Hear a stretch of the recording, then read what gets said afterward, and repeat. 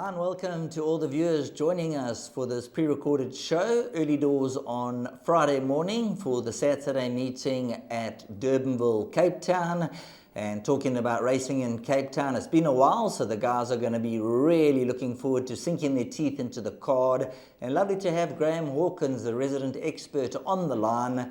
Graham, how are you doing? And back in Cape Town there, the guys must really be looking forward to getting some racing underway. We're holding thumbs, and that's not a tip for a horse that's running later. We've had 3 glorious days. I say glorious, they've been cold, so tracks drying out is still a problem. We've had 3 successive sunny days, but there is a forecast of some rain around on Saturday. This is a standalone meeting in South Africa, so we're all hoping that racing will go ahead as planned with the first of the 10 races off at 12:15. Rightio, so big race day, 10 races ahead, and let's see if everything goes according to schedule. Now let's get into race number 1, 12:15 over 1,000 meters. And Graham, when you look at race number 1, obviously it's going to be quite tough with a lot of first-timers in the race. Have you heard anything on the ground about any of the first-timers at this point in time? Not at all, Sheldon. 4 nicely bred first-timers, and coincidentally, they're all drawn well, drawn in gates numbers 1, 2, 3, and 4. But the market and the comments suggest that they're all going to need the experience, and none of them appear to be strongly fancied. The form book points to number 8 From a Distance, who's been a runner-up in the last 2 starts. I'm a little concerned that she's stepping back to what should be a quick 1,000 meters at Hollywoodbets Durbanville from the 1,200, but certainly her maiden victory is imminent, and she does come into the race with the best form. Number 7, Elizabeth Grace, I think she goes well over 1,000 meters. She's shown a lot of pace in her races to date. She's only had the 2 starts, so this track and trip should suit her. Champagne Kisses also steps back to the 1,000 meters. She ran over 1,000 meters on her debut, then stepped up to 1,200 when third to Omikami. And here again, I'm a little concerned about the fact that she's stepping back to 5 furlongs, but that same comment applies to From a Distance. And I'm expecting improvement from number 5, Timeline. She is a blinker strike. She's well exposed. She's had the 6 starts. But the blinkers could make a significant difference. And I think in her case, it's quite possible that 1,000 meters is actually her best trip at this stage. So I'm going with number 8, From a Distance, to win it because she brings the best form into the race. But I have healthy respect for all of numbers 5, Timeline, 7, Elizabeth Grace, and 10, Champagne Kisses. Being a 10-race card, this does not form part of the exotics. But I'm expecting the form book to hold up. But From a Distance, she might just get away with a stepping back in trip.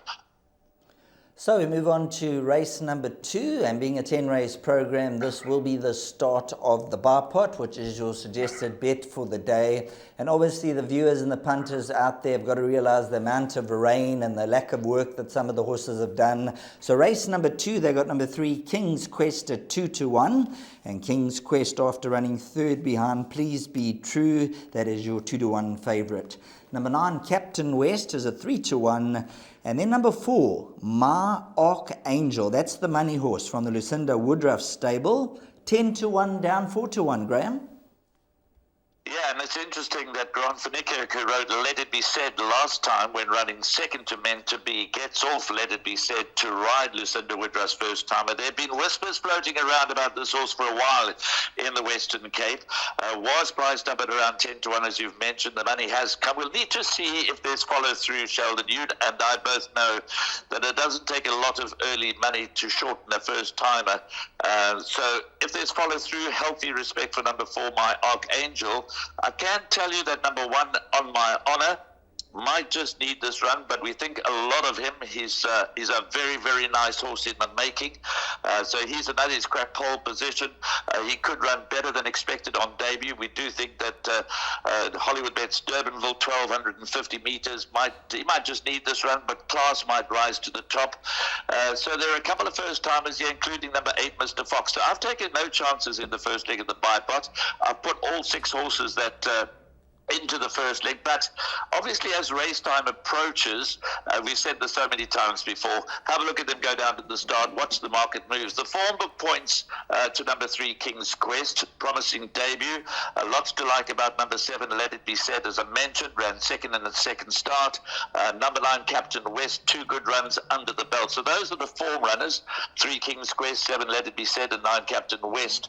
But there could well be a situation where we have first-timers run first and second here, and I don't want to be caught flat-footed, so I've included numbers 1, On My Honour, the money horse, number 4, My Archangel, and I've also thrown in number 8, Mr. Fox, because that is a very, very nice pedigree and could be anything on debut. So I do think the betting market will be the best guide. The form book points to numbers 3, King's Quest, 7, Let It Be Said, and 9, Captain West, but at the risk of repeating myself, it is interesting that Grant Vanica gets off number 7, Let It Be Said, to ride number 4, My Archangel. Right, let's move on to race number 3, which will be the opening leg of the place accumulator. And just having a look at the betting, your banker number 8 is the current 2-1 favourite. And Sean Veal, he's been having a whale of a time in the Cape. Vaughan Marshall rides. What do you make of this individual? Another blinker strike, number 8, Cumbra VA. He brings a very nice solid form into the race. Again, I would have thought maybe he would want to go a little bit further, but stepping back to the 1,400 metres on a soft track with blinkers first time, I'm not looking for anything to beat number 8, Cumbre Vija. I have banked him in the bipod. I would do so in the place accumulator, obviously, as well. The second choice in the market is number 7, Arbitration. He needs to show me more, and he might well do that. He's 4th out of 6 runners last time out in a very, very weak maiden. Flatters him a little bit. He was beaten under a length by the 66-1 winner on that occasion, Mellor Strength. So I need to see a little bit more from number 7, Arbitration. Number 2, Commander Green, has scope for improvement, as does number 6, Amancio. I would have thought Amancio would want to go a little further than 1,400 metres. So I think one of the better bets on the card is number 8, Cumbra VJ. I'm expecting him to shorten. I do have a measure of respect for the Candice Bass-Robinson pair of number 10 plus 4 and number 11, Red Dawn. Both have plenty of scope for further improvement, but they're not drawn well. They're drawn in gates 10 and 11 and might have to take a seat from there, and so they could well run into the minor money and be considered for quartets and trifectas. But I'm going to label number 8, Cobra VJ. I think the blinkers could be the winning move. So there we go, Sean Veal, the blinkers, and that could be the winning move. So that is going to be the banker for Graham, horse number 8. That'll take us on to the next race, which will be race number 4. And as we dive into race number 4, just looking at the betting, number 1, Little Susie, 16-10. And Little Susie is from the Justin Snaith team. Drawn 1. Number 5, Pretty Precious, 28-10. Festival Chic is 33-10. And then we have National Disgrace at around about 7-1. So Brett Crawford holds a very strong hand here, but they've all got number 1, Little Susie, to deal with. And with that draw, there could be a lot more to come. I think so. Very well bred, number 1, Little Susie, by Trippy out of the Met winner, Oh Susanna. So certainly not lacking in the pedigree department. Very pleasing debut, when perhaps not expected to run as well. Drifted in the market from 9-2 to 13-2. Has the experience of the country course. Made its debut at Hollywoodbets Durbanville. That is key. Jumps out of pole position. So I'm taking my chances here again in the bipot by bankering number 1, Little Susie. But it's not, there's no shortage of opposition. We've mentioned before that obviously with the training regimes having been interfered with, that the guys from Philippi, Justin Snaith and Brett Crawford, have been holding the upper hand, and I think the results show that. Candice Bass-Robinson's got some nice runners, as does Vaughan Marshall, so we'll have to see how they go. But here it does look, Justin Snaith's got Little Susie, Brett Crawford's got Festival Chic and Pretty Precious, so they could dominate the outcome of this race. I'm very firmly in the camp of number 1, Little Susie, but I'm not totally discounting the chances of number 2, Festival Chic, and number 5, Pretty Precious. So from a pick 6 point of view, you might want to throw those in. White Waters, Vaughan Marshall has thrown a blinker blinkers on a number of his runners here, and White Waters is also a blinker strike. She has been very disappointing. We've expected more from White Waters. Blinkers could well make a difference. She could get involved in the struggle for minor placings. Number 7, National Disgrace, has got some sort of claim. But I do think the principles are numbers 1, Little Susie, 2, Festival Chic, and 5, Pretty Precious. I'm not looking for an upset result here. From a bipod perspective, I'm happy to take my chances with number 1, Little Susie. But I think you've got to throw in the Crawford horses into the opening leg of the pick 6. That'll take us on to the halfway mark, race number 5, being a 10-race program. So after race number 5, still 5 more races to come. Now, looking at the betting for the 1,600-meter contest, there's quite a bit of activity and adjustments in the market. Number 2, Radicchia is at 3-1 from 4-1. Number 5, Master of Paris from 4-1, now 7-2. And number 3, Holding Thumbs, is 4-1. So there's been quite a few shorteners here in race number 5. Where do we start in this contest? Because it looks to be quite open. It is an open race. It's not a race where I'm going to nail my colours to the mast. I think the key horse in the race is number 3, Holding Thumbs. And I say that because they changed his tactics completely last time over this trip at Hollywoodbets Kenilworth. They bounced him out in front and they never saw him again. And I kind of think that was quite a competitive race, and he absolutely smashed the opposition. So I can only assume that from a good draw of 3, having successfully employed those tactics last time, that they're going to do the same again. So I would expect number 3, Holding Thumbs, to go to the front, and he might prove hard to peg back. He was a dominant winner of his last start, but Radicchio's only been to Hollywoodbets Durbanville once and won there, so he's unbeaten over course and distance. Master of Paris, he's limited, but he's consistent, so he's got consistency on his side, so he'll run another good race for the Justin Snaith Grand Finike combination. Montloisier is drawn out wide, which doesn't help his chances. He was beaten by Dasgoot last time, who reopposes here. Dasgoot is not very consistent, so quite what to expect from the 4-year-old son of Karari, I'm not sure, but clearly he was in a galloping mood last time out and won a good race, and that was at Hollywoodbets Durbanville. And it's interesting that both his victories have come at the country course. He's only had 4 starts there for 2 wins. So if you're playing this leg wide, don't leave out number 9, Dasgoot. I don't know what to expect, but he clearly is course suited. Prince of Tibet from pole position can improve. I think it's a typical Class 4 handicap, many with chances. I would expect to see Holding Thumbs go out to the front again, given that those tactics succeeded last time out. And he might well go start to finish again, but it's a very competitive race. And as I said, I'm not quite sure what to expect, but the principal runners will be number 2, Radicchio, 3, Holding Thumbs, 5, Master of Paris, 9, Dasgoot, and 11, Montloisier. Can there be an upset in these Class 4 handicaps? Absolutely, there could be. Let's go straight on to race number 6, and this will be run over 1,800 meters. And when you look at race number 6, Graham, there's 3 horses that have achieved over 100 in their career. Number 2, Salvatore Mundi, a 109 in down 98. Number 3, Otto Luken, from a 103 to a 97. And number 8, Navy Strength, from a 102 to a 98. So just looking at these horses, you've got to respect them. And Greg Bortz and his partners, they look to have a very strong hand here. They do. Important scratching here, of course, is number 4, Green Mandarin. That is out. He's won his last 3, and he was looking to make it 4 in succession. So important scratching here is number 4, Green Mandarin. I had 1, 3, and 4 in my bipod. Obviously, that was submitted before the news came through that number 4, Green Mandarin, was a scratching. So I have respect for Salvatore Mundi. I have respect for Navy Strength for the reasons that you've mentioned. But perhaps now we can rely on numbers 1, Blue Bay, or 3, Otto Luken, to get us through. You mentioned Otto Luken, bounced back to form last time out. As you say, he's plummeted down the rating somewhat. And he looks in a good space. He's a very handsome 5-year-old son of Flower Alley. He's underachieved. He changed hands about a year or so ago. And he could well deliver now, finally. So Blue Bay and Otto Lucan, for me, the top two choices. And I think Blue Bay's got scope for improvement. He's only got 54 on his back. He received 7 kilograms from Salvatore Mundi and 7 kilograms from Navy Strength. So although they're dropping down the ratings, maybe Blue Bay's on an upward curve, whereas they're on a bit of a downward curve, and 7 kilos is quite a lot of weight. So Blue Bay is well handicapped here, I think, but Otto Lucan is going to present a real danger. So with the absence of Green Mandarin, I'm going to rely on one of those two to get me through. Super duper. As we move on to the next event, and just looking at race number 7, this will be run over 2,000 meters. So Graham, fitness is going to come heavily into play here with those horses who've been able to do enough work in that. So obviously keep a close eye on them, as we said earlier on, in the ring when they go down to the start, and maybe a few comments from the trainers here.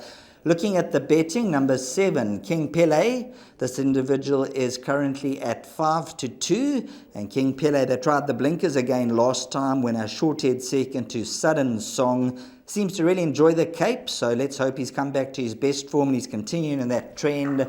Then number 5, Prime Ventures, 4-1.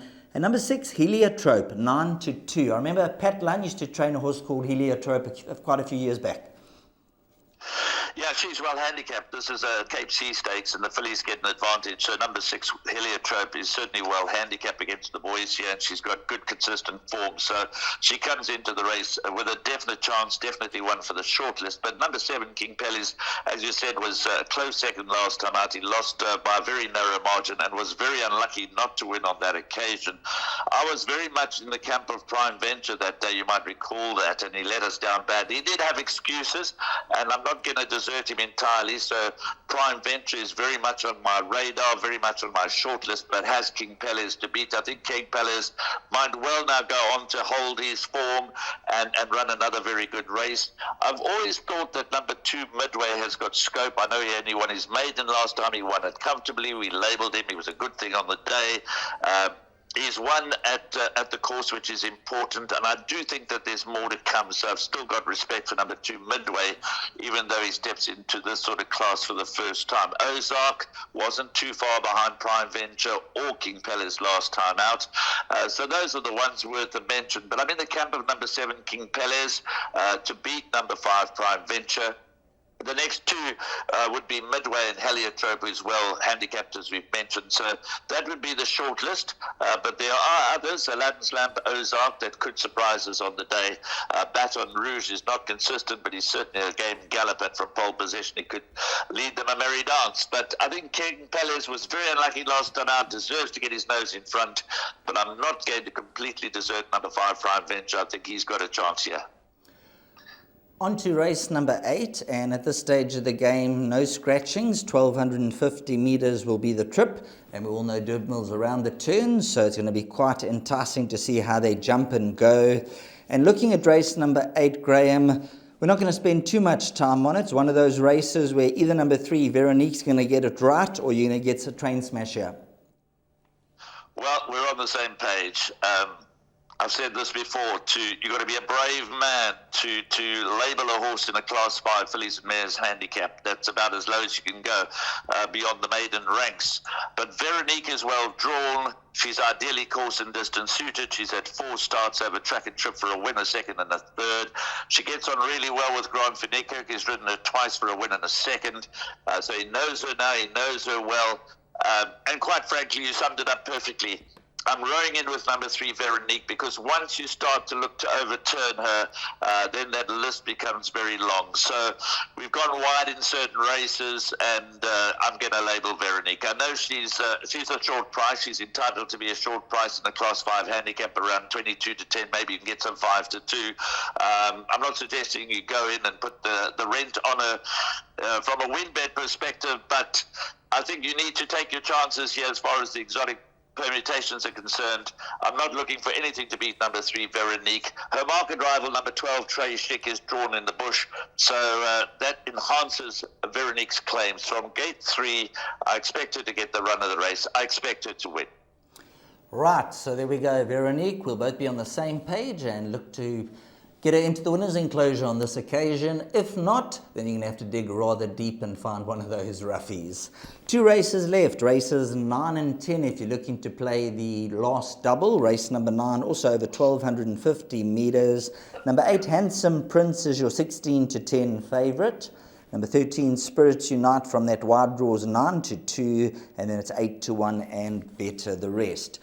Graham, let's start with number 8, Handsome Prince. He's a 3-year-old son of Karori, lightly raced, only having his 6th racecourse appearance, and I think the geldings seem to do him the world of good. Yes, and he's had the course experience, and he's very well named because he is really a very handsome son of Karori, so he's got a lot going for him.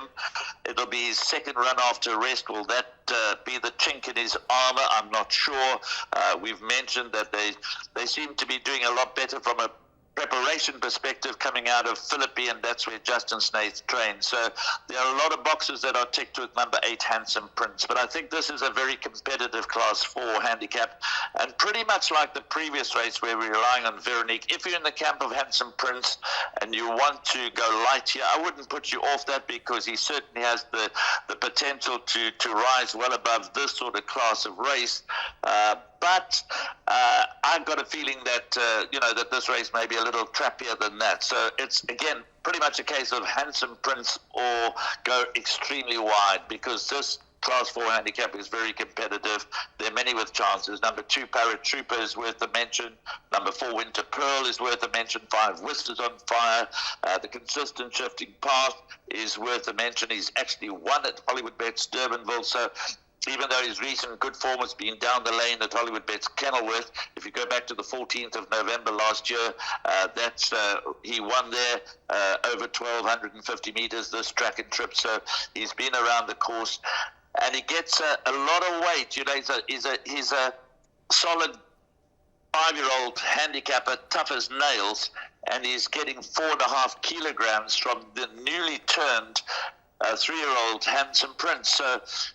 So Handsome Prince has got a tough task at the weights. He might be good enough.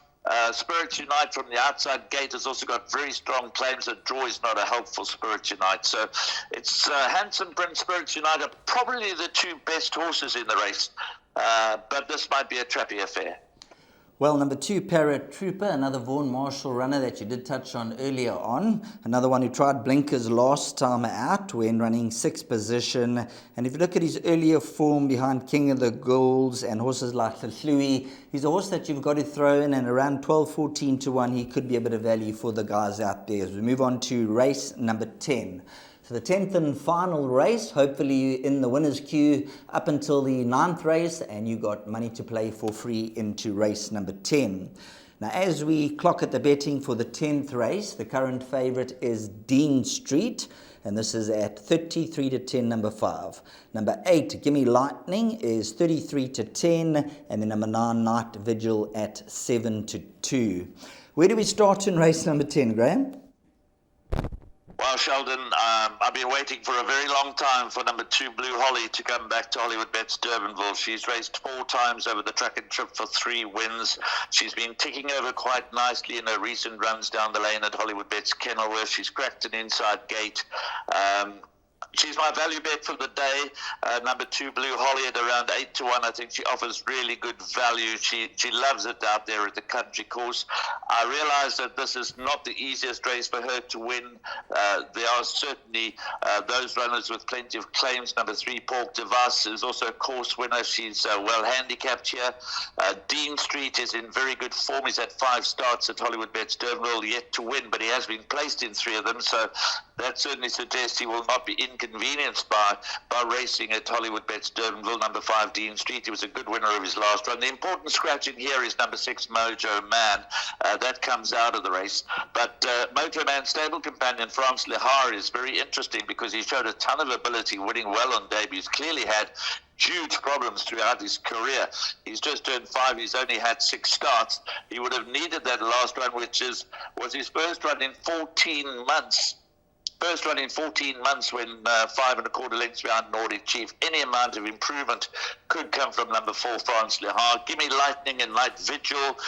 They respected in the market, and they ought to be, because the form they bring into the race is quite nice. But I'm going to roll with number 2, Blue Holly. I think for me, I've been waiting, as I said, for a long time for her to come back to Hollywoodbets Durbanville. I think she's something of a course and distance specialist, and I think you can't get her at 8 to 1. 100% right. A little bit of value there about number 2, Blue Holly, from that gate 2. Certainly a lot could be in her favour over the 1,000-metre trip. So number 2, Blue Holly, that'll be the value bet for Graham at around 8 to 1. Now, Graham, your suggested bet for the day is the bar pot. So we're going to bring that on screen. And you also got a value bet for the day for all your followers out there. If you can just run through that, please. Okay, so as I mentioned earlier, taking no chances in the first leg of the bipod because of the presence of a number of well-bred first-timers, including number 4, My Archangel, who's already finding betting support. So I'm going 1, 3, 4, 7, 8, and 9 in the opening leg.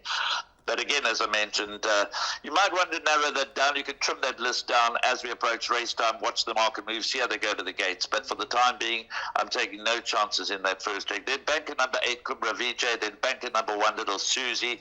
I'm relying on them to certainly get me through legs 2 and 3. The next leg, numbers 2, 3, and 5, that's Radicchio, Holding Thumbs, and Master of Paris. Then numbers 1, 3, and 4. Well, obviously, as I mentioned earlier, I submitted this, obviously, before the news of the scratching of number 4, Green Mandarin, came through. So 1 is Blue Bay, 3 is Arthur Lucan, and 4 is Green Mandarin. You can either just leave it like that, hope the tote favourite you double up, or take out Green Mandarin and add 1 of Salvatore Mundi or Navy Strength, or just go with numbers 1 and 3. I do think it rests between Blue Bay and Arthur Lucan. And then the last leg of the bipod, numbers 2, 5, and 7, Midway, Prime Venture, and King Palace. That's my bipod, my value bet, as we discussed in detail when chatting about the 10th race. Number 2, Blue Holly, is my value bet in race 10. Well, thanks very much, Graham. We always value your input and the guidance through the card, and hopefully the horses do it for us on the track. So best of luck and have a great day's racing. Thank you, Sheldon. Good luck. Go well. Thanks very much to Graham Hawkins, giving us all his bets for the day, going through the 10-race program. So hopefully everything goes according to plan, and they'll really be looking forward to getting racing in the Cape.